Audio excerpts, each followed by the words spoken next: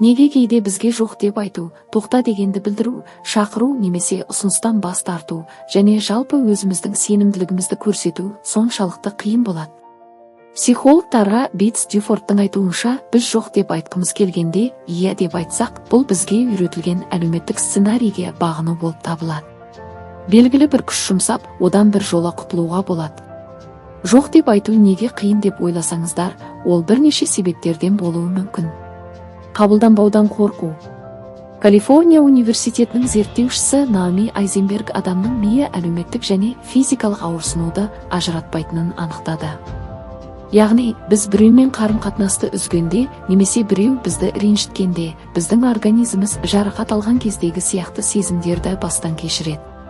Сондықтан көптеген адамдар өздерінің маңызды қарым-қатынастарына қауіп төндірмеу үшін және жақындарын жоқ деп айтумен ренжітпеу үшін бас тартудан қашады. Айналамыздағы адамдарға ұнау ниеті. Маслоудың пирамидасында махаббат пен тиесілік үшін қажеттілік үшінші деңгейде орналасқан. Бұл қажеттіліктерді орындау бізге психологиялық және физиологиялық қауіпсіздікті сезінуге мүмкіндік береді.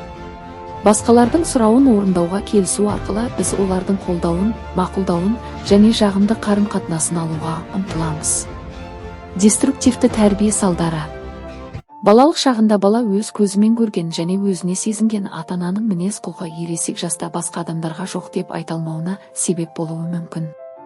Ересектердің шекараны бұзудың мысалдары. Жеке заттарды алып қою, физикалық жазалау, қауіпке қалдыру, артық бақылау жасау және қамқорлық көрсету. Үлкендерге қарсы сөйлеуге болмайды. Жақсы бала бәріне келісу керек. Өз қалауым екінші орында тұрса, мен жоқ деуді қауіп ретінде қабылдайды. Келесі себебі өз шекараңды сезбеу. Егер адам өз қажеттілігін білмесе, мен не қалаймын деп сұрамаған болса, ол автоматты түрде басқаның сұранысын бірінші қояды.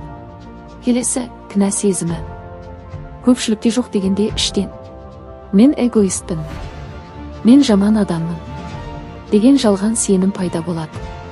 Және соңғы себебі қақтығыстан қорқу. Жоқ деген жауап конфликтке әкеледі деп ойлаймыз. Сондықтан тыныштық үшін өзімізден бас тартамыз. Иә достар, бұл себептер біздің жоқ деп айтуымызға кедергі екен. Өз ойларыңызды жазып кетіңіздер, каналға тіркеліп лайк басуды ұмытпаңыздар.